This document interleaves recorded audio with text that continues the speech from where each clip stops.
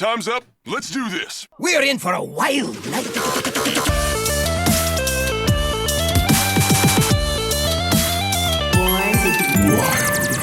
Welcome everyone to episode 147 of Born to be Wild, a Wild exclusive Hearthstone podcast where we have fun hanging out with friends, talking about the Wild format of Hearthstone and spotlighting members of the Wild community. I am your host, as always, Nate Wolf. I almost said Nathan Explosion. I got excited there. Murderface. I'm very happy to be back. It is a very rainy Friday evening here, joining you from Orange County, California. I seem to have brought the rain with me from Portland, but that is okay because I'm here with two of my favorite people, and we've got a good show tonight talking about some funky decks, and then we're casting a listener series match that I'm very, very excited for. So anyways, Electric Sheep City, welcome back. It's great to see you. Meowdy, friends. I'm doing good here in the sunny, well, not sunny anymore because it's the evening time, Denver area. It hasn't been raining so much lately or snowing. Like, it's actually, yesterday it was in the 50s and, you know, at high elevation and no like humidity. Like, that's just nice. So doing incredible here. Ready to talk some Hearthstone with some of my buddies. How about you, Schmoopy Daddy? Welcome to the show. Well, yeah, I'm doing all right in the currently snowy tri-state area of New York. Trying a slightly different setup tonight with some headphones. I heard your feedback about my feedback, and I'm hoping that after taking your feedback into consideration, I will give you less feedback, and therefore your feedback was welcome. Nate, back to you. Yeah, please. Also, please provide feedback if there is any feedback on this episode. Your feedback is very much appreciated, both about feedback and not about feedback. Oh my God. So, for those of you joining us for the first time, welcome aboard. Let me briefly explain how this show works. We record this podcast live every Friday evening at twitch.tv/borntobewildhs. And the audio version of this podcast is then posted to YouTube shortly thereafter. Audio versions are also distributed to all of the podcast apps. So, however you're watching, listening, or absorbing via osmosis this podcast today, thank you. Yes, you. And to all those people watching us live here on Twitch, thank you so much for spending your Friday evening with us. We appreciate that. Before we got started into the show proper, I want to do just very quick but important housekeeping. So a big shout out and thank you to Shokunin, the executive producer of our show, as well as our other patrons and longtime listeners and followers. Thank you very much. Your support means the world to us. If you're interested in supporting our show at all, if you like, comment, subscribe to our stuff on YouTube, that really helps. You can also leave comments on any of the podcast apps, or we do have a Patreon for as little as $1 a month if you're interested in donating to the show. Any money that we get gets put back in. If you're someone who's on Twitch a lot, we do have some cool emotes that you can unlock. Some are free by following, others you can get by subscribing, which also is free if you use your Amazon Prime.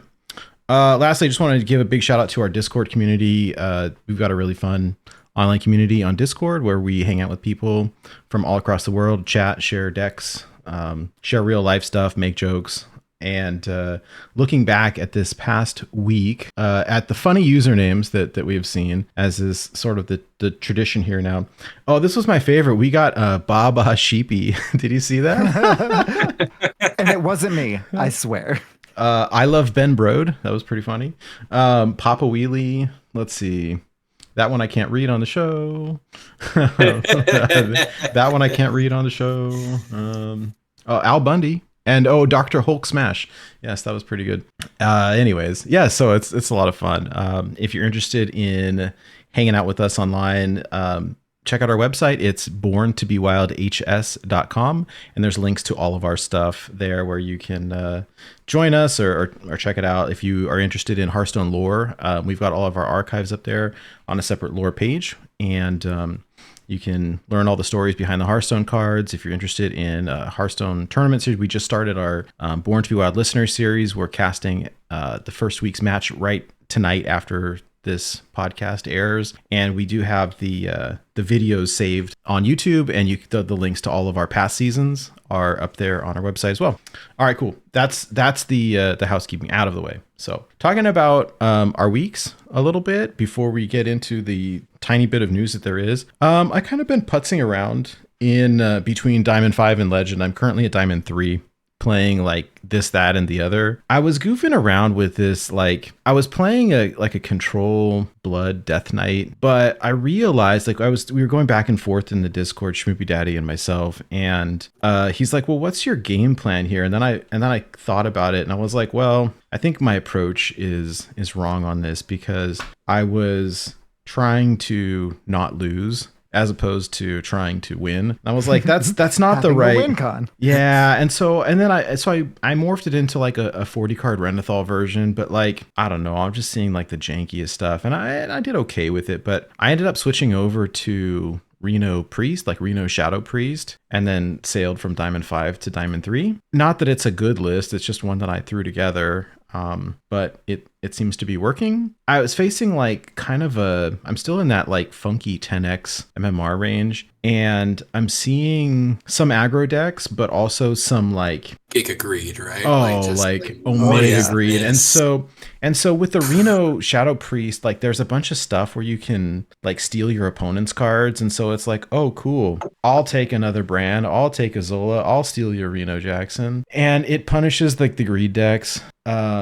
And it still has enough medical, like removal and stuff to like, you know, it's got Raza and Shadow Reaper Anduin, and so it can do the thing. But so we'll see. I'll probably keep playing that just because I like it and I'm really comfortable playing it.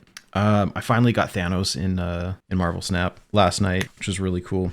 We are, just a super quick plug if you're interested in Marvel Snap, we are recording a Snap podcast tomorrow on our little sister show, Born to Be Cosmo. Anyways, if you're interested in that, there's a separate YouTube channel. Anyway, so what about you, Schmoopy Daddy? How's your week? I've done a lot of losing, like just sort of reflecting on where I was. I started like this deck rotation of just interesting decks, net decks that I saw off of Neon's website, decks that I've found in various Discords. I'm like a deck secretary. I look up a lot of stuff. I find a lot of things. And one of the things I've been in... You're a decretary. I'm a decretary. And one of the things that I've really been enjoying about the... wow, unlucky. One of the things I've really been enjoying about... the Chinese players being on the Western servers. I'm going to keep my composure here. I'm showing what you need to do when you are a teacher in front of adolescents, namely my co-hosts, is that like they hit rank 1 and we get the list right away. So we're like almost getting the spice like a lot faster than we normally would. Sometimes it would kind of be built up in a giant bomb that would be like, oh, hey, by the way, here's a Chinese meta report. This happens whenever. And like it'd get thrown at us and we'd be like, oh, and I'd be playing like 27 Chinese decks for like 2 weeks. And now it gets like trickled in a little bit. So I'm kind of like watching, you know, how those deck builders are kind of like taking in the lists as they come. And so I've gotten some interesting stuff. I've highlighted 4 decks tonight. I kind of catered and kind of picked to be like things that I've done okay with, while also seeing these as being things that are new and exciting because of the meta change. But the meta change means that like I'm losing a lot playing fun stuff because it's not necessarily stuff that I'm good at, and that's kind of okay. I'll take the L. I went from like 500 like mid legend or like close to the top, like right on the border of 11x, down to like I'm in like Diamond 3 to low legend kind of MMR. I'll probably keep tanking. I'll play fun stuff for a couple weeks and then see if even Shaman gets me back up to 11x. If it doesn't, no big deal. I've done a 10x climb before, but that's kind of where I'm at. I've done a lot of losing, but having fun, like playing some cool stuff. I have to losing with results, but winning with actual like engagement. It seems good. That 10x bracket the meta's opened up. For sure. And also having the big influx of Chinese players, like they play some weird decks. And it's not, I like it. It's opened up things. It's just, it's so different. I think because the time that they like transitioned to the server and the time like I went from 11 down to 10 happened at the same time. And so like it's just been wow, there's a lot more people. Wow, what are these decks? You're And playing the Chinese players that are playing the spice, that are not like playing the best decks all the time. yes, Who controls but the spice controls the universe. It's true. that I understood that reference. Anyways, yeah, it's been interesting, and I kind of like it actually because I don't know. You see something new, and even if I lose to it, it's like I'm not mad. That was kind of crazy. And I saw that Reno. I almost won, and I lost to that Reno Quest Mage, and I hadn't even thought about putting Rammuth or whatever his name is in it, and I was like, Rommath, yeah. I was like, whoa! It replays. He was in. It's like crazy good. I was He surprised. was in some meta lists for a while as like a third parrot. Like, okay, one parrot gets ratted, one parrot gets eaten. At least you have your 9 mana parrot. And we'll talk about the list too and like how it functions, but like there's some other added benefits to playing him in there that makes it kind of silly at times. I can't wait to talk about that because I've added multiple different opponents who've played that trying to find the list and could not find it until you supplied it for us, Schmoopy. So thank you. Good. I'm glad. You gotta follow more Chinese Twitter players, man. Glora Magic and I think that one was Lovely the Duke who shared that one, and Soda. Soda are like the three. They're like the Glora Magic, Lovely the Duke and Soda are like the 3 Western gateways on Twitter to like the Chinese spice. You got to check it out, man. It's good stuff. I love it. This is the way. But that was my week. Basically a bunch of losing, but I was having some fun, kind of learning some new decks doing. Very Nice. cool. Well, you kind of saved the news tonight too, so I'm excited to, or the show rather. I'm excited to have something to talk about and to learn some new lists. And I hear this Mine Rogue in particular is causing some anger amongst our peers, Making some people angry, yeah. which makes me just. It's like that Star Wars quote, right? Like, good, let the hatred flow through you. Like, makes me want to play it really bad. So, Sheep, how was your week? Yeah, so the Lil Lamb has been pretty attention heavy, attention intensive lately, which is a feature and not a bug. Like it's been great to spend time with him. But that does mean that I haven't played as much Hearthstone this week as I would have liked. What's sleep? I mean, that's already not happening. So what I have been playing is a fair amount of Stardew Valley. Because it's, on Switch. So it's like pausable and it's mobile and it's all the things. That said, whenever I've been like prepping a bottle or anything like that, whenever I'm not holding the little guy, I've mostly been playing Standard because I've already hit Legend in Wild. So I went from Bronze 10 to Diamond 2 in Standard with Undead Shadow Priest. So I've hit Legend and Standard with all but Priest and Mage. So maybe this season I can like make that only be Mage. In Wild I've hit it with everything but Demon Hunter. So like almost there with hitting it with everything. Fingers crossed. Oh man, high five. We're both only Demon Hunter only. That's awesome. Yeah. High five. High five. Quoth we have go. I was gonna say, well, and it's like the hidden emote, right? Like, so you didn't even see it. Like, you have to be guff and then attack face, and it says high five. So, I was told early in the show that jokes are funnier if you explain them. So it's true. That nugget was brought to you by Sheep. So we do have. While it's a light news week, we do have a couple of news items that I slid in there. Welcome to the news. The news is so good. That's for that person on Reddit that doesn't like listening to that. You're for welcome. that person, maybe we should play the bumper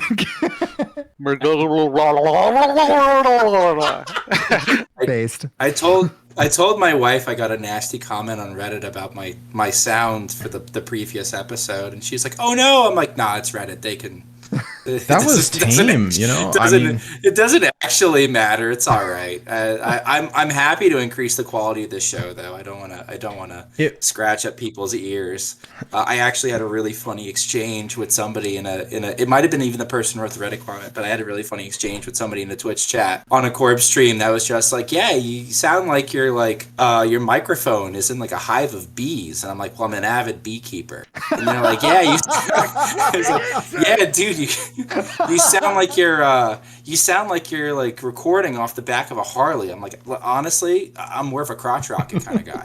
So like it was pretty. it was pretty fun. I'm happy. Anytime increase the production values. It was a Yeah, little but- it was a little rough.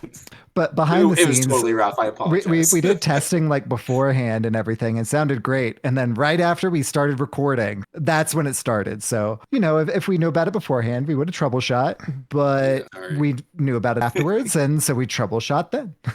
I'm sorry. I'm not sorry. Long story short, Reddit, haha, you dumb, but also So for the news this week, Oh yeah. we have some bundles in the shop. So the bundles in the shop are ranked bundles, and they are tied to your standard rank. So like I said, I've been up to diamond in standard. So have the info for up to diamond. Ben Hearthstone hadn't posted the one to legend yet, so I just didn't have it on the top of mine. Fantastic reference, Ben Hearthstone on Twitter. So diamond is $30 USD for 14 golden packs. What a deal. That's honestly the only one that's tempting for me. Platinum is $40 USD for 45 standard packs and 7 golden packs. And I'm not going to go over the other ones, but they're all standard packs for good pack per buck per dollar value, but with as many packs as I've got kind of saved up, they're not particularly appealing. you didn't like the platinum one though, right? Like the platinum, was it the platinum 10 or the platinum 5? That was like a little meh. So that's for all of platinum. As soon as you hit platinum 10, you unlock the platinum bundle. Mm-hmm. Gotcha. Okay. Yeah, so that was $40 for 45 standard packs, but only 7 golden packs. So again, really good pack per dollar price point, but I don't really need additional standard packs. Where this works out really not- well for the whales is where if you have all of the cards and like the next expansion comes out in like a month, like you don't even need to get any new packs because you'll open them all up in the standard packs. Yeah. Can confirm. But Yeah, that's the way to go. But then we end up getting the bundles, right? Because we want the cosmetics and the card backs and the gold stuff and whatever else. And that's where it's like, oh, now I have 8 million packs. What am I going to do with all this? I have more But dust. you don't open all of them, Nate, because you save the ones that you don't need once you've got like the commons and rares and stuff, right? Like, so you start with the standard packs and then you exhaust those. And then you start opening the expansion packs, and once you've got all the cards from that set, you save those for the mini set. So to add an additional layer, I start with the class packs first. Yes. And then I do the True. standard packs, and then I do the expansion packs. What's going to be scary is if they actually improve the signature cards and they look good this time. Like, going to want to get them. Like, I ended up with them this time, but I think it's guaranteed. Like I think it's guaranteed. I don't know what the theme is going to be. I have a sneaking suspicion it's going to be something that's like been a fan wish list for a long time because they keep kind of like subtly hyping it up. people have been saying Pandaria for like 5 years and it hasn't happened yet. So, I mean, maybe. I think it happens next year. I'd be shocked if Could it be. didn't. Honestly, Yeah, I will say. so maybe I- not because I think they want to introduce Monk when they didn't introduce Pandaria. So maybe Oh. not. True. I will say I liked the signature cards from this past one. I think that they're like pretty on brand for, the undead kind of thing. It is just kind of a shame that they started out with this kind of like grayscale, everything's dead, everything's rotting, which again, completely on brand for Lich King, undead, like Death Knight. Love it. It's just not like super duper Hearthstone. So I'm excited to see what the signature packs are next go around as well. And I think that most people will probably like those a lot better, however much I really liked the ones that are currently in the rotation. I think I know. I think like it's almost guaranteed that I will if they're more vibrant and it's like full length art. Like it's like unless the art sucks, and I don't see that happening because they usually do pretty good art. I even like some of the art with some of the signature cards. Oh, It's the just- art was rad. You just couldn't see it. It's- That was the problem. well, especially because I've said this before in the show. Small screen. I play mostly on mobile. The details a lot of the details are lost because it's so small. So like it's and it's also there's the goofiness of like, do I choose between the diamond version or the signature version because they've given me the diamond version. Anyway, we're sidetracking. We got these bundles. These bundles look good at a low level, and then you hit platinum, and it's like unless you're an uber whale, buyer be warned. For sure. Also in the news, patch 25.6, the patch notes at least, are coming next week, along with news about Hearthstone's next expansion. So that was kind of buried towards the bottom of the Battlegrounds is bringing back buddies. So Battlegrounds is bringing back buddies. We're not a Battlegrounds podcast. I play BGs casually. It's fun.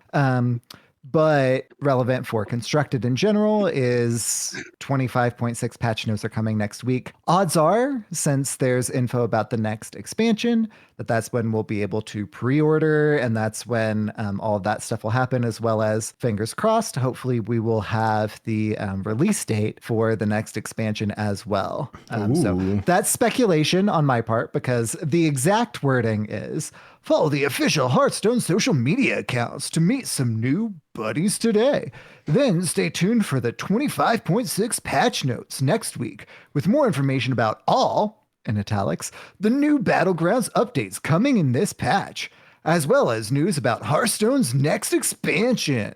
Can I add details about a possible date? Do it. I've heard speculation about the 11th of next month. That'd be April 11th. Do I have my months right? I have small children. My brain is rotting. Yeah, so April 11th would be a Tuesday, which would track.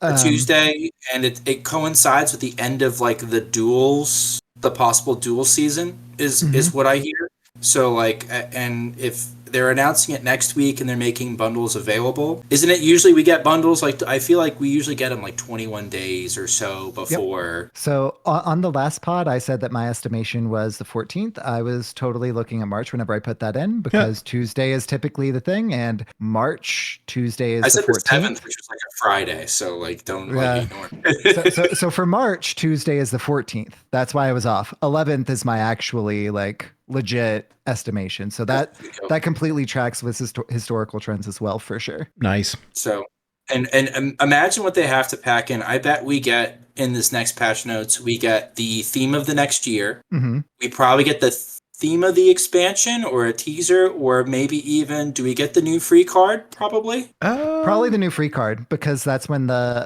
pre-release goes live, and they don't typically have an additional patch before. So probably the free card, yeah.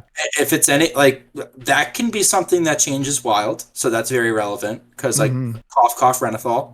Right? Like sometimes that like they release the new card and it's like really good. Though I don't know, it being the first first expansion in a rotation, it might be underpowered.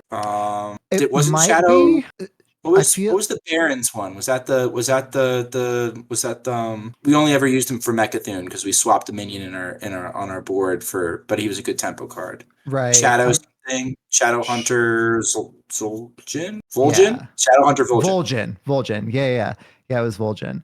So obviously the free card that we got was not super impactful for Wild. Like you said, Mechathune had some kind of edge play for it. But the big thing, of course, was Forged in the Barrens started off the year of mercenaries stuff. So typically what we've seen lately is like there'll be a year with a coherent theme. Think the mercenaries with Forged in the Barrens, through to the next two both featured those mercenaries as well. And then we've had a year of just banger sets, but not a cohesive theme throughout. Right. Standalones. Yeah. Exactly. So I think that we're going to get another one where we have like a coherent theme throughout another year. Again, that's my speculation, but they've teased this next set being, again, a quote, banger theme. I'm hoping that means that trajectory will continue throughout the entirety of the year. So fingers crossed there for sure. Yeah, and so we're gonna get the new year, whatever new animal we're gonna get. I don't know if they've announced it yet. Which sometimes gives it might be. Maybe we're gonna have a whole set of just polymorph effects. Right? It's all gonna be just like 1-drops. Turn your opponent's 1-drop into a sheep. Or turn a random 1-drop into a sheep. That'd be busted. But we'll get the year theme. And then what's funny is we're going to get, when do we usually get reverts? Do we get them like a week out from the new expansion? Do we get them from like 2 weeks out? I feel like they might be live by the end of the month. Yeah, that one's typically a data only patch. So we don't need like a full patch released through the Google Play or iOS store for those of you who play on mobile. So yeah, that could be. I want to say like it's a week or two before the full release. We might get a new card next week, which could shake Wild up, depending on the power level. I'm doubtful just because first expansion, I don't think they want to make a neutral legendary too strong, right? Cough, cough, Renafall. That everybody gets, that's free. But aside from that, like we might get a new card that shakes things up. And then we're gonna get reverts not too far from now. You're gonna start seeing like revert speculation as far as what we get, and then we're gonna actually get to play with those reverted cards probably for the beginning of the month up until we get new cards. It's like it's wild, and It's Wild Christmas, yeah. We're also gonna get a brand new core set, right? Like we're gonna get a new core set revealed. Like it's wild. It could be tight. Oh, corset. Jokes are funny when you explain them. That tracks. Yeah, so new core set. We'll see what's rotating, what's not. Of course, at the very least, of core set. Last time, whenever things rotated out of the core set and did not have a home expansion before, we had to craft them. They did, I think, at the very end of it, include those in wild bundles. So hopefully that continues after they made that adjustment. It should. Yeah, it should. But aside from that, the only place that you should be able to find them in packs is wild packs themselves. However, crafting them is what we anticipate. So we won't have them in gold, which is sad. Like, yeah. It's sad to say bye to core cards, and then I've got to, what was the cute lock card? Not the 0 mana card, the Ritual Sacrifice or something like that, or something sacrifice. It was like a 0 mana, kill a thing, make a 5/5. I got so used to seeing it in gold, and now I have it in normal, and I'm just like, this makes me angry. And it's only a rare. Like I probably could find the dust to convert it, but I won't. On principle, on just sheer rage. It's weird because there's like legends that I didn't have that now I have in gold, or that I had in regular but not in gold that now I have in gold. And then there's ones that I had in gold, like Baron. No, what's his God, we don't even play it anymore. Bran. No, yeah, that one too. But like, is Baron Rivendell right now? He might be. No, I'm talking about he was last year. Yeah. The 1/1 legendary that gives you spell power and draw a card when it dies. Blood Mage Thalnos. Thalnos. There you go. I'm old. But like when I have it in gold, and then the core set, and now like my gold version, I have no clue even where it is. It's still there. It's okay. It's in classic. Oh yeah, it's an option you can toggle. Yeah, you have to go specifically to the expansion that it released, which for things like Blood Mage Thalnos are in quote unquote classic. So for example, if you were trying to disenchant your Reno Jackson whenever the Diamond went live, then you had to go specifically to League of Explorers, because the one that just shows up, even if you're looking at Wild, is the core set one, as well as, of course, now the Diamond. I'm sitting on 400 dust. Yeah, I am too, now that you mention it. I re-rolled mine whenever I got the option and got at least the Trailblazer or at least Starseeker, whichever one is the League of Explorers one. Gotcha. Because I already had Bran and Reno and Finley and Gold. Does it re-roll it for that set? Yeah, whenever you re-roll it, it's specific to that set. Yes. So, for example, whenever Nate and I bought the Path of Arthas, in gold, we re-rolled Lady Death Whisper, which then gave us another gold that we already had because it re-rolled within the same thing that we just bought the gold thing of. Cool, I got 2 golden Frostmournes, just what I always wanted. I was and whenever that happened, when that happened to me, I was like, oh yeah, right, it's within the same set. That makes sense. But it okay. Yeah. Was the worst trade deal in the history of trade deals. Quoth I Lando Calrissian when I say this deal's getting worse all the time. All right, well, we have a match to cast and not a lot of news, but we have some spicy decks to talk about. So let's jump into those. Special topic.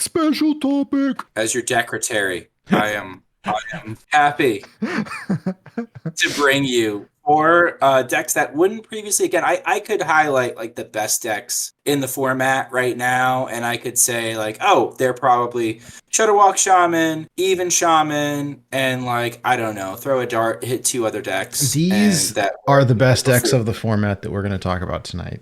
He's No, lying. these are decks that are playable because of the breathing room made by the changes recently by the dev team. Nuking Pillager, Nuking Quest Mage, Nuking Disco. Thank you. Thank you. And making a wider, more diverse metagame. Nate, what are we starting with first? Mine Rogue. We're starting with the new Mine Rogue. So this is the new hotness in making your new combo. This would have been too slow to beat Quest Mage, especially because Quest Mage runs Ice Block. This would have been too slow for Pillager. Disco would have laughed at this before it blew you up. Cataclysm. And so the main sort of combo going on here is we've got Scourge Illusionist, which is a new card to this set that, if I recall correctly, reads Death Rattle. You don't draw it, but you actually print a copy of a Death Rattle card in your deck. It costs 4 less. The Death Rattle cards that you run in your deck are other Scourge Illusionists, Naval Mines, and Terran Gorfine. And so the ideal combo that you pull off is you have a Necrium Blade up with 1 charge. You have a Graveyard up, so your Death Rattles double up. So you slap your opponent with the Necrium Blade. Your double Death Rattles from the Necrium Blade get doubled, so you get 4 hits on your Scourge Illusionist. Your Scourge Illusionist then prints 4 minions from your deck. Ideally, they are as many Naval Mines as you can fit, plus a Terran Gorfiend or 2. And then you play it all for free. They're all 4/4s. And then you play a Terran Gorfiend on top of them, and you blow them all up. So you're just, if you get more than 1 Terran, it gets a little silly because it's like Russian dolls. You're like Terrans. And every time, again, I've got some screenshots kind of showing some gameplay. The illusionist is dying and also printing more copies of cards in your deck. So like your first wave isn't even like it. If you keep pulling Terrans, you can literally just like keep cycling through, and it's not infinite because I think you're limited by board space, but it's semi-infinite, and the damage is like 80 plus. It's infinite adjacent. And it's dumb. I happened to pull this off on turn 5 in the screenshots, which is like kind of in that dangerous, like spooky zone. Let's ignore the fact that I had lethal with a normal mine and a burn spell in my hand. Let's just ignore that for a second. I saw the funny combo. I'm like, look at what I can do. And this is really what the funny combo does. And it at its fastest, I could see this again, getting pulled off turn 4 with a really good draw, but not consistently. So wait, how do you set it up? What is the setup here? It's like normal Mine Rogue. You need Necrium Blade up. You need to hit I never really played it. I played a little bit of it in Standard, I think, and I'd never really played it in Wild because I was playing. Oh, okay. The Wild version is very toxic. So you want. This is the right show. This is Born to be Toxic. So. Born to be toxic. Yes. Let me propagate this list as much as possible so that it gets nerfed quickly. You want Snowfall Graveyard up. Oh yeah. That your Death Rattles are doubled. You want Necrium Blade up with 1 charge so that it's easy to break. Or you want like a little, if you want to be cheeky, you can spend 1 mana and break it with a Cutlass, right? You want a mine on board, and you want a cheap burn spell. So ideally what you're doing is you're hitting your opponent in the face 2 times with Necrium Blade, so that's 6 damage there. Your Necrium Blade breaks, triggers the mine 4 times, that's 16 damage. Then you hit the burn spell on the mine, that's 8 more damage. Add it all up, it's enough to make the opponent dead. What this does is this basically... Right in the face! This extends the combo to be like more layered and grosser, and it's just silly, the interaction, because you're basically playing no mana and you just keep playing cards. So this is a combo deck that on average would probably be too slow to be playable in Wild. It'd be like a meme deck. in the previous meta. Now this is probably one of the faster, spookier big bads, and I'm hearing tales of it doing very well in Upper Legend, where you don't see a lot of aggro regulating this. This deck does not like getting hit in the face. I know somebody who still needs to hit Legend. I would not play it between Diamond and Legend. No? I wouldn't right now.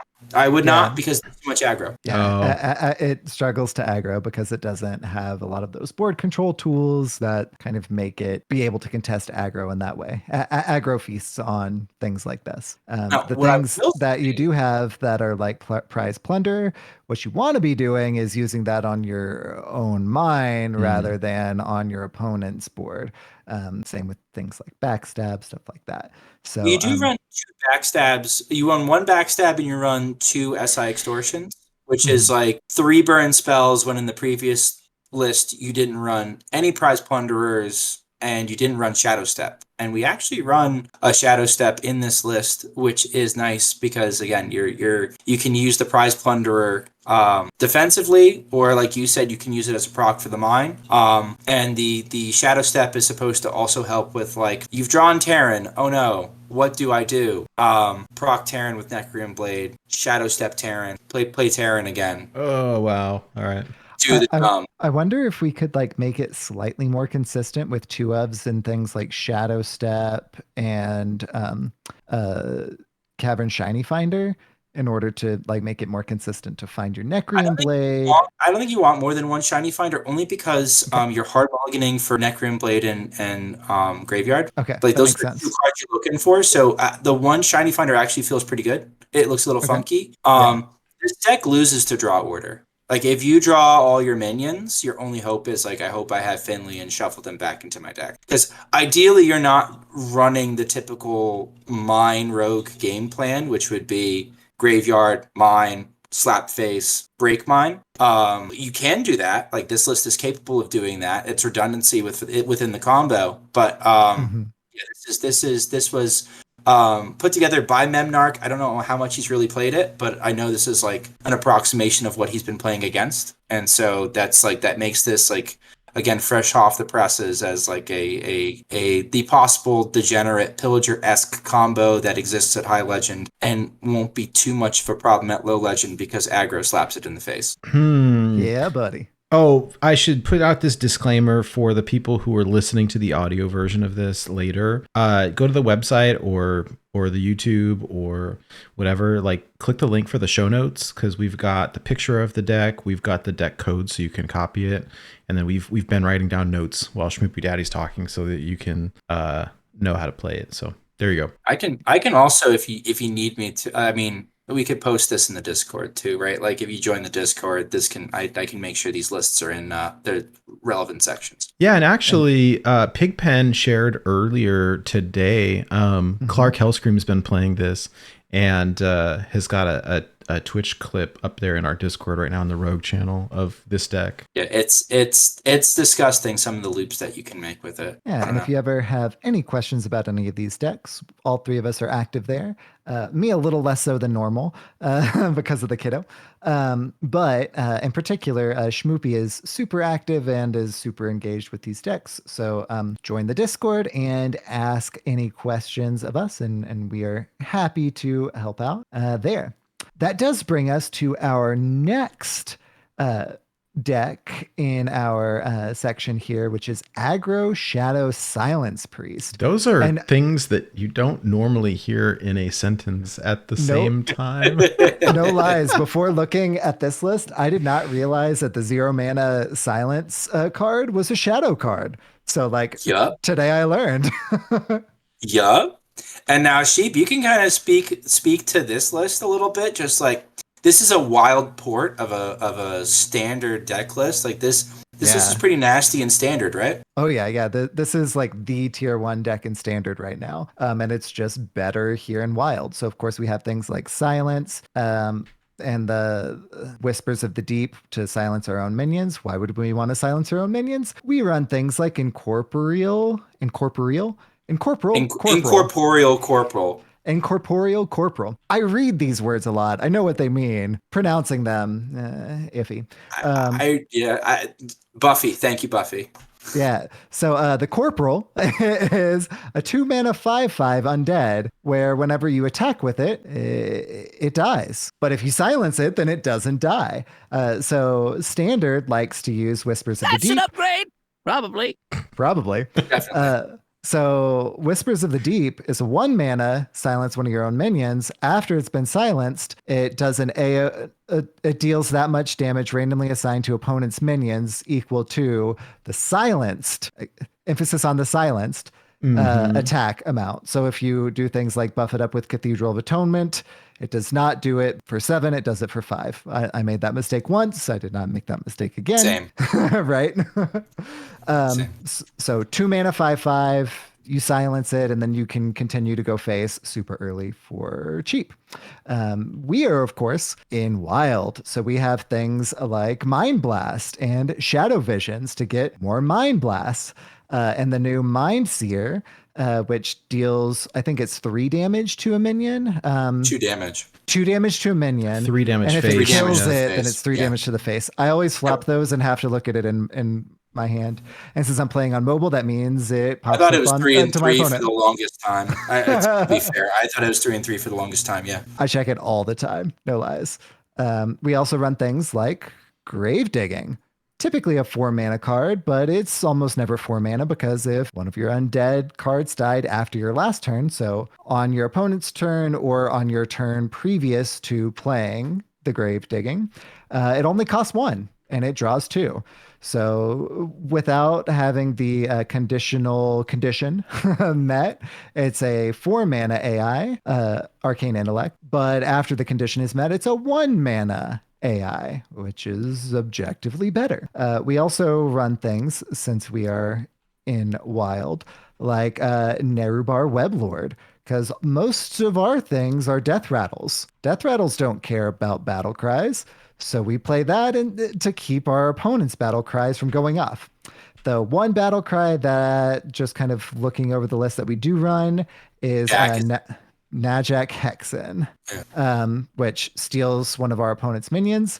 Hey, Najak Hexen is also a good thing to silence because its death rattle is give it back. Well, if Hexen is silenced, then whenever they kill Hexen, you still get to keep the other thing, which could be a taunt, which could be a big taunt, which could be like a super impactful combo minion. Like it's really versatile there, and being able to silence it and not give it back to your opponent, that's good. But what makes this shine, just looking at it at the list here, is of course Mind Blast, that additional burst, and of course Shadow Visions to get additional copies of the additional burst in hand to just like burn our opponent down super fast. And of course Shadow Cloth Needle to do AoEs throughout and like just chip damage to our opponent's face. Love it. Love it. This deck's really good into Pirate Rogue. It just between the AoE from Shadowcloth Needle and the Whispers on the Incorporeal Corporal, that just blows it up. And a fun little game that I love having. Two things. Thing one, something that Corp loves about this list is that we have enough silence effects that we can run. What's the Hermit Crab? Helmeted Hermit. Mm-hmm. It's a 1 mana 4/3 that cannot attack. Well, if you silence it, now it can attack. And silence costs 0. So like if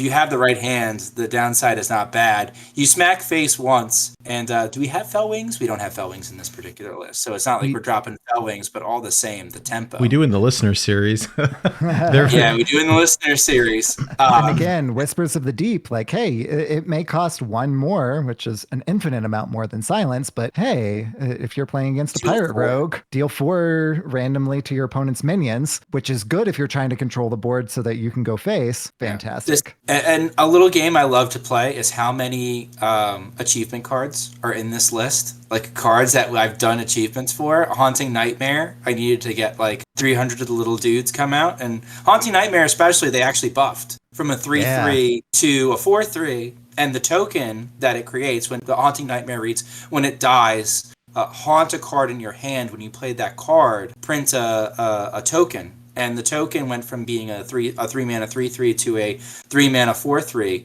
So it's basically like, you're an aggro deck. You're gonna play the card anyway. And an additional buff that happened was it used to, when multiple Haunting Nightmares died, you could haunt different cards. You couldn't haunt the same card. Now they can stack on a single card, which makes for some really gross tempo turns. This is just like it's an aggro deck that makes some thick minions. That doesn't really pay attention to whether or not you're trading into them or not. Am I getting the play pattern right, Sheep? Like, you're basically just slapping face with a big boy, and if they kill it, okay. They probably spend most of their energy killing it, which allows you to burst over the top. So like this is a fun version of Shadow Priest to play. If you're sick of getting wiped out by Defile, this is the deck for you.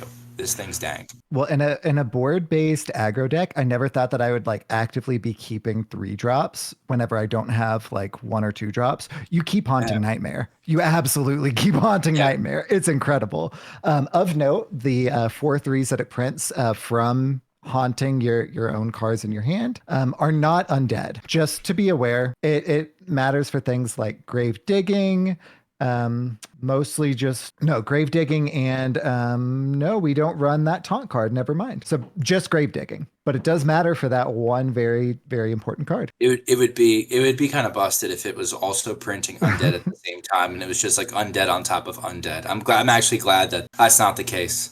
From a balance perspective, I agree. From a thematic perspective, I wish it was undead because it makes sense that a haunted thing would print undead. But from a balance perspective, yeah, I mean, if that 4/3 was also undead, that would be even more broken. No, this is fun. Corp got up to 19 with a similar list to this. Wow. This particular list I fished out of the THL website because this is what NHL brought to THL successfully.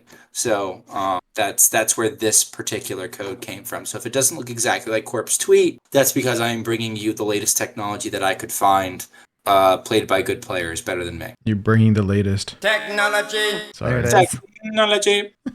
I can't help myself. I'm like a little child. Sorry. And like this deck would never beat Disco, right? Like this deck would struggle against Cataclysm. Disco didn't like Burst, so maybe this would do well. But I'm a little bit skeptical. Like, it has layers of threats, right? Like, so you kill Haunting Nightmare. It's possible that this could be Disco. One thing that this is missing that the standard list does play is the 0 mana shadow spell that, I mean, obviously it's shadow. Reborn. Yeah, gives whatever undead you play that turn Reborn. So that would make it more resilient to things like Cataclysm. That said, I don't think that we necessarily need it in our format unless we're playing against Disco. But like, yeah, it's super resilient, super death rattle synergistic. So we do have a lot of things that print additional things or get additional value from being killed, like Shadowed Spirit, the 3 mana 4/3 that whenever it dies, deals 3 damage to your opponent's hero face, the face, that one. I do find it's a little bit slower than, let's say, the pirate version, but it's more resilient. Like you're in the game for longer, and it's harder for them to knock you off board. Once you knock off board, it's like you're a turtle on your back, and you're like. And that's where the wild version, I feel like, shores up some of those weaknesses with the Mind Blast and the Shadow Visions. So whenever you're off board, that's when your burst comes into play. At least that's, the theory behind it for sure. Yeah, no, but it's a good deck. It's a good deck, and it applies a lot of pressure. One tough matchup, though, is Even Shaman, which is going to be kind of like a theme with a lot of these decks, where it's just like, you love to see Pirate Rogue, you hate to see Even Shaman. And then but they could sort of beat anything. I still think Even Shaman is probably favored into this, if only because of the waves and waves and waves of totems that you can make. Yeah. The infinite load of taunt. Like you beat Even Shaman by going over the top. You're perfectly capable of doing it. You're perfectly capable in this version of doing like Needle, Infinite Shadow Visions, and getting a 3 damage clear on totems. But it's tough. It's real tough, especially when the Even Shaman's running like Devolve, or there's a lot of 3 health minions. The Frostbite is also kind of brutal. Another thing that the standard list runs that we just don't have the luxury of running is Shadow Word Undeath, which is a 5-mana card. Deal 2 damage to all enemies. If a friendly undead died after your last turn, deal 2 more. So Shadow Word Undeath would shore up the Even Shaman matchup, but like at what cost? And it's a 5-mana card, so no, are no. you dead by that You'll see point it in anyway? you'll see it in a it's good in Chinese standard. version. You'll see it in a Chinese version by the end. Yeah, and it's great in standard, but like it's a One little Shadow too slow Vision, for us. plug in one of those. There you go. Chinese Yeah, list done. boom. Wow, look at this. What noob has the entire deck in gold except the 2 copies of Haunting Nightmare? Shaking my head. But, An achievement card, Nate. An achievement card with infinite value. Oops, it's me. Yeah. Of the ones that we're discussing tonight, this is the one that I have in full gold. That's awesome. I could be persuaded. Like, it's a decent deck. This is a deck. It's funny. I didn't really believe in this deck, and then I kept watching people in Corpse Chat, like hopping into chat, first time chatters being like, hey, hit legend with your deck. Thanks for the deck list. Like it's like I think this one actually would probably like the environment between D5 and legend. So like this is, I think, pretty solid. Agreed completely. Just gonna say that don't threaten me with a good time. I would try it. Try it for a couple games. If you don't like the feel, don't do it. But this is good for that band for sure. Yeah, and knowing your at the very least recent play pattern preferences, Nate, I think you would like this deck for sure. Oh yeah. Yeah, I don't have time for super long games or the energy. These won't be long. Well, this is great. In fact, maybe we will see if I have any energy left after the listener series. I could be convinced to play a little bit tonight. I guess we'll see. I'm running on fumes right now, but maybe. Now, one deck that is going to go long is the next one that we're featuring. I'll turn it over to Schmoopy Daddy for this one because sure, this is hot off the presses. This is user QB's Reno Druid. Druid was dead and gone in Wild, except for maybe Cthulhu Druid, sort of at the fringes as a possible answer to Disco, but sort of a sitting duck when it came to seeing Quest Mage or seeing Pillager. And QB made a 30 card, not 40 card version, and just today, brought it to number 1 on EU. So this is what he ended up piloting. What I find kind of fascinating about this list is it starts kind of innocuously, but he's not running a Spellstone. He's not running a Lunar Eclipse as your early removal. He's running the new card Rake, which I think is really interesting, where like you see Rake and you maybe peg it into, this is a questline card, and then you never play it outside of a questline deck. What does it do? Rake, it's 1 mana, give your hero +2 attack, and then deal damage to a minion equal to, it might be enemy minion only, I don't have the text on hand. Deal your hero's attack to a minion. So basically, like, you gain 2 attack, you deal 2. So that cleans up a parachute brigand, and then you're still free to trade into another minion. If you pair that with a hero power on 3, that kills an Anchor-Tide totem and then also kills the totem that it produced, or vice versa. Right? You're probably doing that in reverse order because you don't want to take damage unless the Anchor-Tide totem has attack for some reason. Or the Anchored totem, excuse me. Oh, I see the win con here. This is like they've been playing something in standard that's similar, right? Where you get a ton of armor and then you brand Astalor with a new classic end game, right? The new end game is you would do Bran, 2 mana Astalor, and then you drop a Nubricon and get 16 armor. You play the second stage. Well, I guess you'd play the second stage of Astalor, which prints 2 big boy Astalors, but it's armor neutral because a Nubricon will play minions for their mana cost in armor. But because the second stage of Astalor makes 5 armor, it's basically free at that point. You're armor neutral, and then you play 2 of the big boys right afterward for 16 armor. And since look at that, you played a Nubricon, you gained exactly 16 armor because of the brand interaction. Everybody's a gangster until they take 56 damage to the face. So like it's got the classic kind of like, I have too much mana, here's my win con kind of thing that used to be reserved for silly things like Sire Brand, right? Or Sire Brand, and then you'd play Floop and kind of clean up. This is a little bit more streamlined. And because of that, he gets away with a 30-card version, which is interesting. Also of note in here is the picture Nate has on screen is outdated, I believe. Have you goldified Mulvric at this point? Yes. I did it before the show while we were talking about it because I was told that it cleans up even shaman. So here's what's really silly about Wing Commander Mulvric. Just on his face, just playing him on curve for 4 mana, trades evenly into even shaman. Every totem they produce has 2 health. He has rush, trades into it. His battle cry or his text reads honorable kill. His text reads all your minions have honorable kill. Print a 2/2 rusher. And what was funny was when Mulvric first came out, I did not realize that he qualified under that umbrella, kind of in the same light where like Smite says all your pirates have charge. Well, he's one of your pirates. He has charge. And so you basically have Mulvric trade into 1 totem, which prints a 2/2, which can trade into the next totem, which can trade into the next totem, which keeps printing more 2/2 tokens.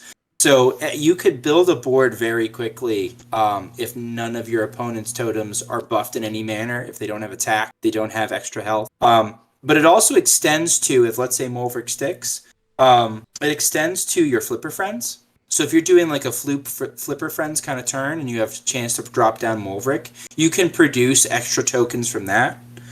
Same with Scale of Onyxia. So like it extends to all your minions, and he doesn't have, I don't think, Spammy Arcanist in this list, but Mulvric and Spammy Arcanist are pretty hysterical because basically Spammy Arcanist is constantly dealing 1 damage, and so because it's a defile, so it's honorably killing anything that it's killing. So it's producing tokens every time it kills something. So you get some really funky kind of like defile-esque clears if you happen to include a spammy. He doesn't in this case, but that's just an example of goofy interactions you could have with other minions.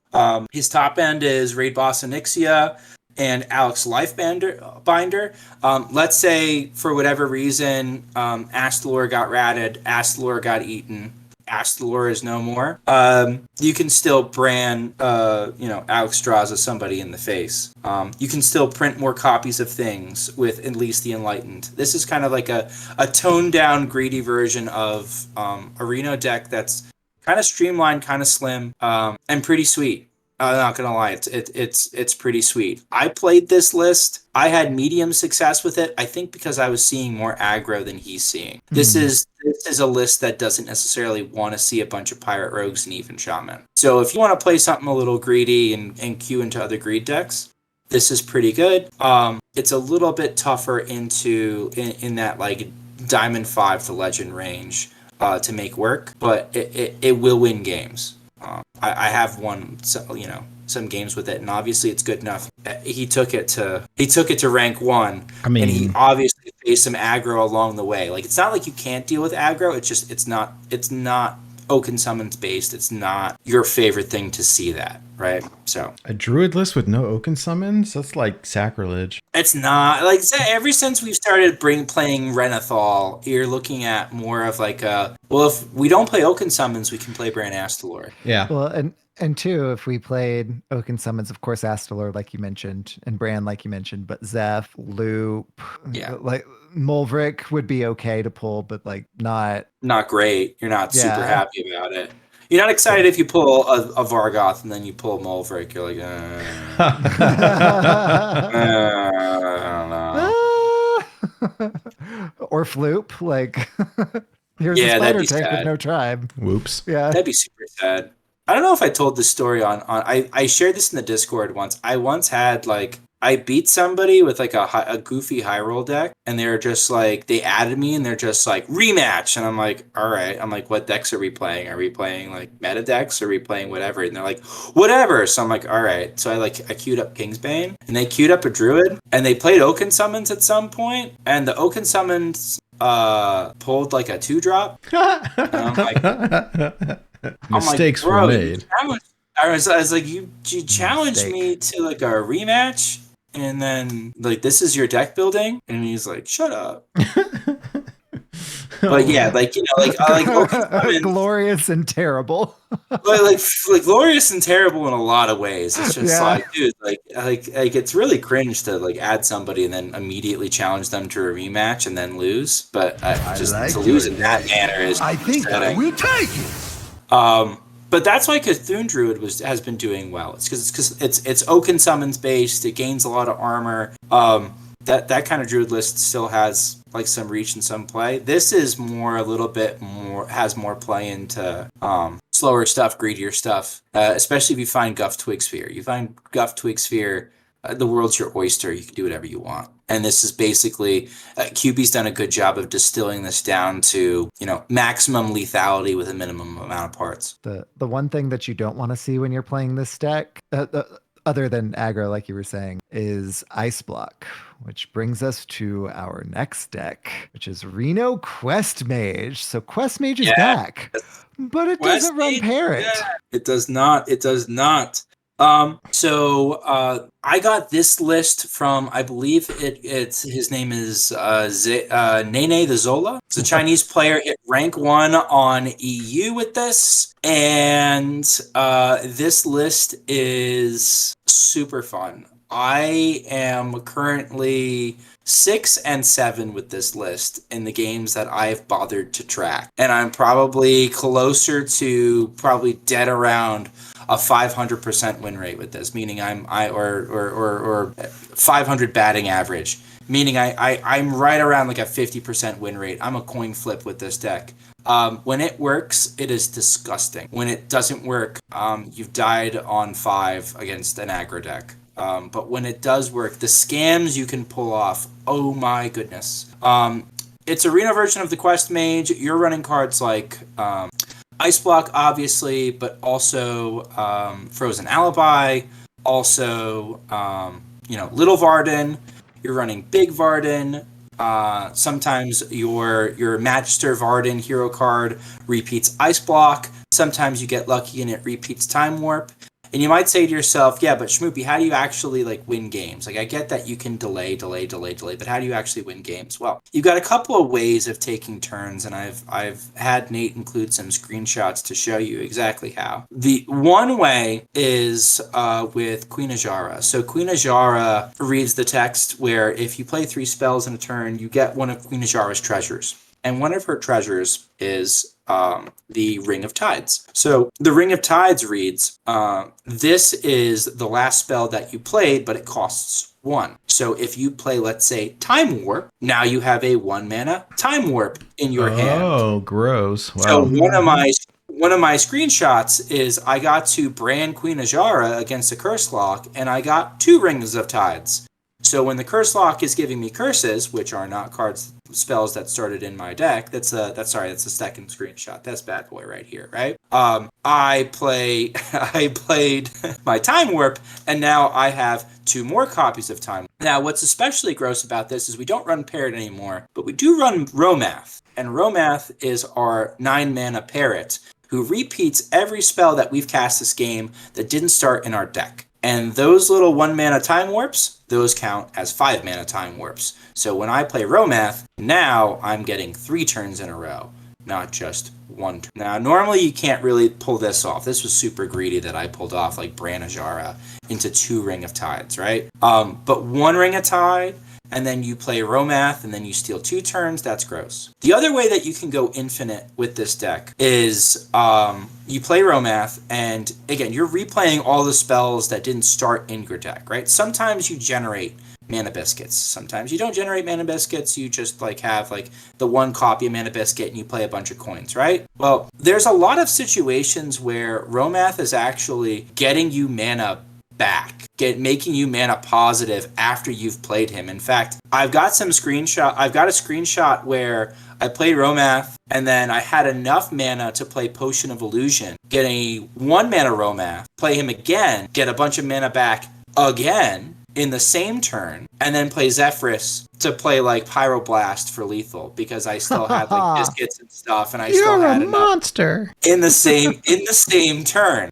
In this particular screenshot, I've played my first Rommath. I've gotten enough mana to play Potion of Illusion. I've replayed Rommath, and now I have enough mana in the same turn that I played the first one to play my full-fledged Astalor and blow him down. Now, Astalor is not in this list that I've shared with you. I'm sharing with you the exact 30 that hit rank 1 legend on EU.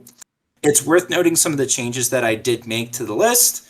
Where they had Luna Stargazer, I found her to be incredibly mid and not draw nearly enough cards because the curve of the deck is not very low. So you're drawing 4 mana cards, you're drawing 3 mana cards. Typically, you're just kind of tempoing Luna out there as like a 3 mana 2/4, and you're just like, all right, get in there and you fight. And like mostly she's just healing for 4, right? And that's not really super impactful. So I wanted to swap Astalor. The other thing that I did change was they're running 2 secrets for the 1 Ancient Mysteries, which makes a lot of sense to me because it's like, okay, you've drawn your ice block, you'd like some value off your Ancient Mysteries. I can respect that. The secret that they've chosen to use is Objection because their MMR Objection is going to get them more value than something like Flame Ward. I subbed in Flame Ward because if I'm seeing more aggro, that's going to get me more mileage than Objection will. So I have a question. Those are my two substitutions. Yes, sir. Never mind. It's there. I didn't see. I was looking for Magister Dawngrasp, but I didn't see it because Magister Dawngrasp is there, and one of the best things about Magister is when you high roll Time Warp as your arcane spell. That's the best. that feels a little bit dirty. The other way you can go infinite with this deck that I forgot. Let's say you get super lucky and you high roll and you happen to cast Potion of Illusion while you have a not charged up Savara in your deck. Now you have a copy of Potion of Illusion that didn't start in your deck, and Rommath will recast it, which means that Rommath will copy himself when he plays it. And like if you get again, you're probably also making biscuits and coins and stuff. So like it's not guaranteed you're gonna get a copy back, but you can. And that is how whenever I played against this deck, my opponent had a Potion of Illusion. I did not know that that's how they tutored it. That makes sense. Not tutored, but guaranteed it. They could have used like Throne of Tides, right? Like or Ring of Tides, right? Like you can do some like this deck it's not an easy pilot. I am convinced I am misplaying it a fair amount when I play it on ladder, but it's fun and it's very scammy. And when you pull off some scans, some of them like you'll remember forever. I had an even shaman that I Vardened twice, right? So I froze his whole board twice, and he was sick of it. So he's like, all right. So he devolved me. And he devolved my Varden into a Professor Slate. So I played a Kazakus. And I went 1 mana potion. AoE is my first choice. Thank you very much. Yep. Draw a card is my second choice. Thank you very much. And I played that potion and I cleared his entire board, which was like basically all the totems that had all like they'd sank all the attack buffs in the totems. Okay, great. There's my first wave of totems gone. But again, this deck does not like seeing Even Shaman because Even Shaman keeps coming at you with waves and waves and waves and waves. So soon I was looking at an entire board full of like gigant totems, and I'm saying, okay, well, how do I beat this? And so I played a Frost Nova, and I happened to have a Savara in my hand when I played the Frost Nova, so I played another Frost Nova, and that eventually got me to the point where I could start taking infinite turns and playing my Queen Ajara and getting my Ring of Tides, and I think I took 2 extra turns on this poor guy and froze his board 4 times. Like, that's the kind of thing this deck can do, but... With no bird, that's crazy. Yep. There's no bird, and do you see the amount of mana I have when I'm doing these turns? Right. I have 6, 7, 8, 9, 10 mana. The game should be well done and over with if I'm playing against the kind of decks that are favored into me. Not like the previous deck where it's just like you had some situations. I think I saw somebody coin out like a Time Warp once. You could have some game loops that were really kind of unhealthy and unfair, where you could get the quest down, if not on curve, on 6, or like followed by a bird on 6, followed by the second bird, followed by a potion. This is a lot slower and a lot greedier, and I think a lot more fair to the format. And so if you still enjoy that pattern of play, this is still clearly viable. You have Reno, so like you have a hope against aggro decks if you can kind of fight even with them on board. That's like another reason why I added Astalor, because I was just like, you know what, let me add a little value here. As long as I have Brand Astalor, I got a shot. Yep. Yeah. Whenever I played against this deck was whenever I was climbing last week with even DK, and I lost to this deck. Could not get either of the two people who I lost to accept my friend request, so I could find out what the list was. So again, thank you for bringing this to us. But again, even DK, kind of mid-rangey, like has a little bit of a slower start, which is why they could kind of solidify or stabilize and get control and were able to do their wacky things, which looked super fun, which is why I wanted the list. And I don't think any of these lists that I've shared tonight are particularly tier 1. Like, I don't think these are meta breakers. I think the one that has the biggest chance of being one might be either the Mind Lock or the Aggro Priest. Mhm. Like, the Aggro Priest statistically might be tier 1, depending on how its matchup spread ends up. Yeah. But I like these are tier 3, tier 2 decks that are new. And given that they have room to breathe, they're fun and they're new and they're things that I'm playing and with some reasonable success. And this one was fun to play against, and I lost to it twice. So like it was fun to play against, and I lost. It's okay. Like that's a good thing. Yeah, it's all right. It's all right. It can be uniquely frustrating if you really don't like randomly generated value, but like, you know, you haven't lived until you've generated a 0 mana ice block off of Vast Wisdom because you've got like shifting scroll. Oh, that counts as 0 mana, by the way. Pick the shifting scroll and then ice block. It's like, okay, great, perfect. Right, and then your shifting scroll gets you an ignite versus the fatigue deck. No, it's like it's peak Hearthstone. There's something there's nothing quite like a casino-esque mage. Mhm. And I know a lot of the Chinese players were playing casino mage to get their quest mage fix immediately after the nerfs. If they were playing that, they've completely transitioned over to this list. And if not this list, something similar to this. You know, it's really interesting. Sorry, I didn't mean to interrupt you. What were you going to say? Oh, I was just gonna say yes, it's casino-y, and it has the like quest, so you can take the turns and do all the things, but it's not that like consistently get multiple ice blocks. It's not that like brand parrot like super early. So even though again I lost to it twice, it didn't feel as bad because they were able to do like their thing, right? Like they were controlling and they slowed it down to where they were able to play their Rommath, which again is a 9 mana card. Whenever they do that thing, rather than like coin parrot like on 6 after they've already played the well, you know what I mean, like super early. You've played against old school quest mage, not fun. This one's fun to play against. Yeah, this is kind of neat. I like this list. So what were you trying to say, Nate? Oh, I was just gonna say about Ignite. I had faced off against it was like a Renathal secret mage, but it was running the weapon that draws cards that we don't play anymore. Yeah, Alunith, right? And I was like, I'm a control deck. Like, okay, you're gonna fatigue yourself, like knock yourself out.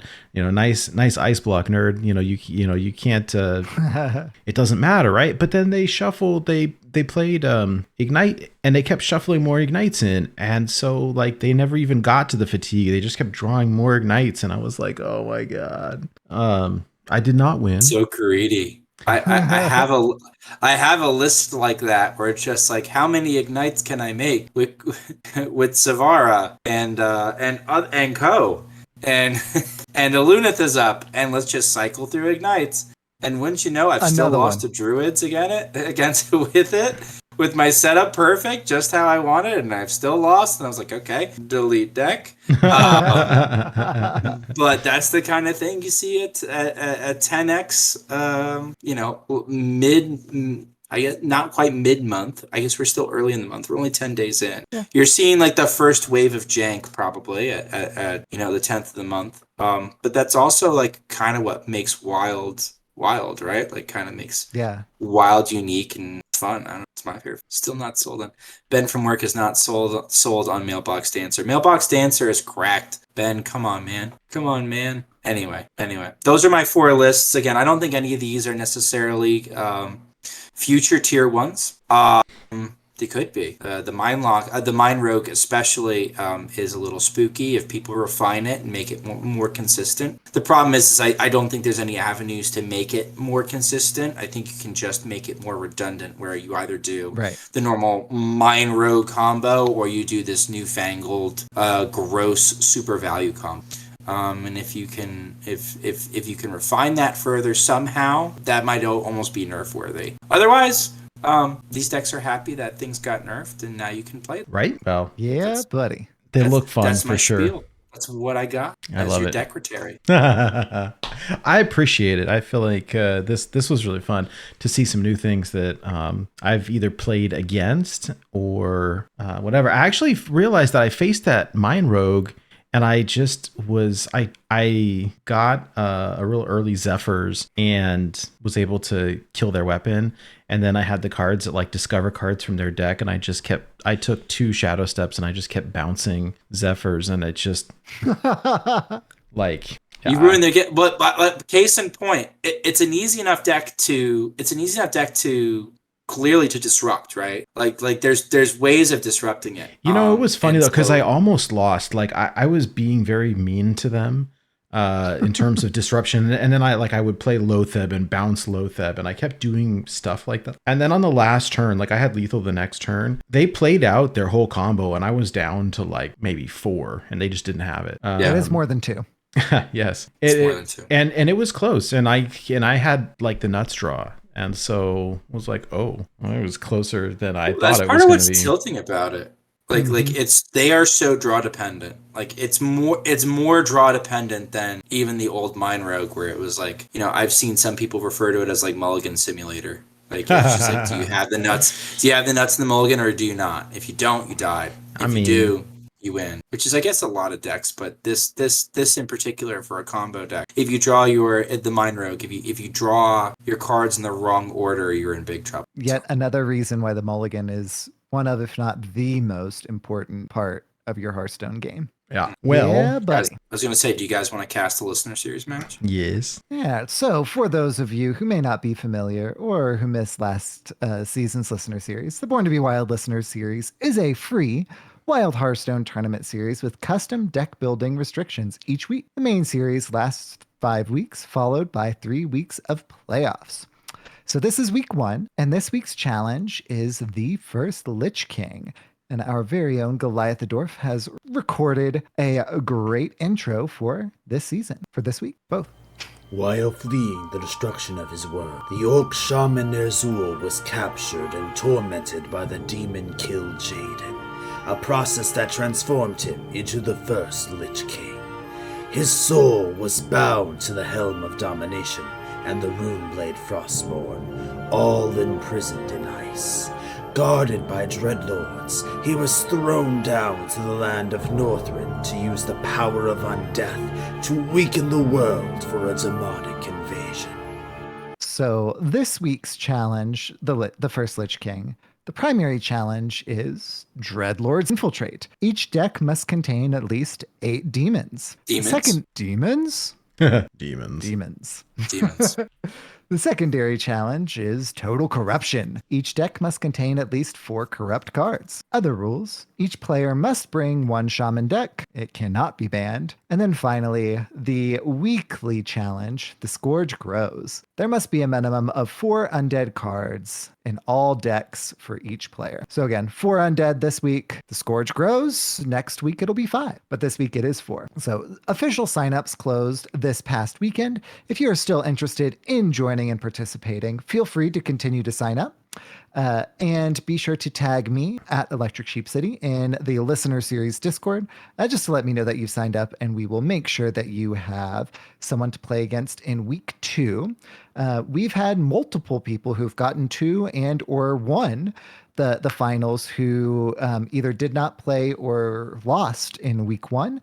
So if you happened to lose or miss out in week 1, don't fret. not all is lost by any stretch of the imagination. Our matchmaking helps prevent that from being an insurmountable obstacle. So it is not too late to not only join, but to be competitive in this season. So, of course, borntobewildhs.com. You can see all of the cool stuff and things, including our listener series, which has a tab there, which includes all of our challenges for the whole season, including the playoffs and the spreadsheet, which has all of the decks and whatnot that people are playing, and has all but the playoffs included in that as well. So if you're watching along live, stay tuned because we will be casting a match here soon. If you're watching on the replay or listening on the audio podcast, feel free to check out our YouTube channel because we will have the casted listener series match on there, posted at the same time as the YouTube recording for the podcast as well. So however you are watching or listening this podcast today or absorbing via osmosis, you can in fact check out that listeners series match. It's going to be a blast. We've got this week Azalea Akari versus Vapod. So Azalea Akari, of course, from THL fame, and Vapod from Draw Last fame as well. So two fantastic players and two fantastic friends facing off against one another, and it's going to be a blast. I can't wait to watch and cast this match right after the show. Speaking of, that was the show. the show was so good. Yeah, I mean, that's it. That is a wrap. Thank you all for listening, for joining us today. Thank you, Schmoopy Daddy, for bringing some lists for us to try out. I'm excited to try some of that on ladder, especially that priest deck. I'm actually thinking maybe what pushes me that final 2 ranks into legend. I may have to give that a whirl. So yeah, thanks, friends. Yeah, I tried not to bring the usual garbage. I tried to bring like stuff that would actually win games. I love it. I have a question. Garbage is fun. Bait is delicious. Bait is delicious. I don't think these lists are bait. I don't either. Yeah. How do you Maybe get your the mage, but like that's not for competitive play. That's for fun stuff. So for sure. How do you get your beard so nice and thick? So like between like one week you have yes. You didn't play the the unrelated advice bumper for this. This is very important. And now, unrelated advice with Nate Wolf. Schmoopy Daddy, I have a question. How do you get your beard to be so lustrous and robust? I see like one week you have like clean shaven and next week you have this like 3-foot long grizzly beard. It's amazing. It's like a basically I tell my students 2 weeks. It annoys me and I shave it off. They're like, ah! I'm like, just give it 2 weeks. And after about 2 weeks, it's pretty much back. Wow. Mine's turned gray, so like I can grow it, but it just look old. But no, listen, Nate, you have a young face though. Like you can pull off like that British Isles look if you do like where like that silver fox look, where if you got like, you know, a gray beard. I don't know. I don't have any like tips or tricks. I do try to condition it because if you don't condition your beard, you end up with like a lot of dandruff, and that's just not fun for anybody. So like just like, you know, condition your beard, treat it well, make sure you use some moisturizer so that the skin doesn't get too dry under there, and that's the best I can basically give.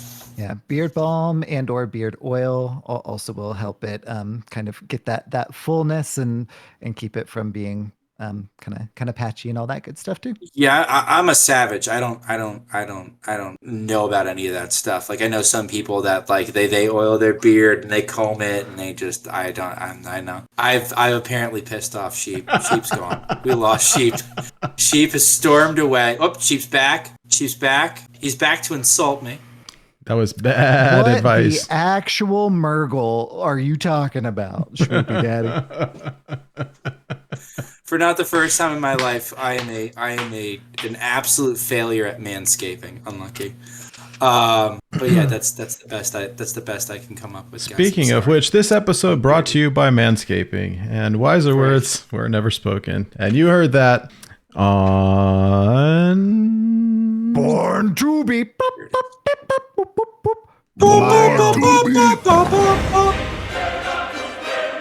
Wild. I couldn't find the button. Sorry, we got you. Where is it? Instead of what is it? Oh, you know what? I need to start doing the show with. I found this amazing thing last week. What is it? I'm sorry I don't look more excited. I'm really tired. Big same there. This has Too. been Bro. I'm looking- You're watching Born to be Wild. There it is.